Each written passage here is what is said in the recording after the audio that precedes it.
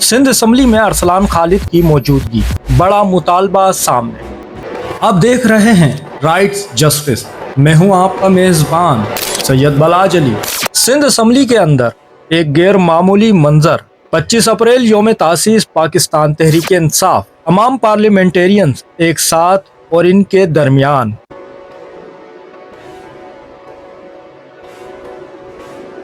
Karachi reason के general secretary Arsalan Khalid, इस मौके पर एक अहम करारदाद जमा करवाई गई।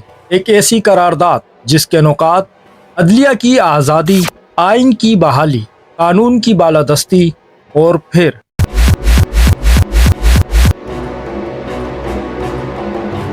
सबसे बड़ा मुतालबा इमरान खान की फौरी रिहाई और तमाम बेगुनाह असीरान की आज़ादी। लेकिन कहानी यहाँ ख़त्म नहीं होती। असम्बली के अहाते में अरसलान खालिद सामने आए। इन्होंने वाज़े कहा, ये जद्दोजहद रुकेगी नहीं, ये आवाज़ दबेगी नहीं। इनका कहना था, मुश्तरका कोशिशें रंग लाएंगी।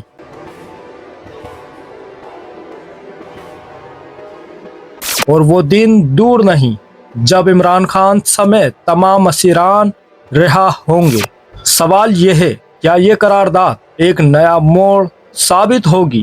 क्या सियासी मंजरनामा बदलने वाला है?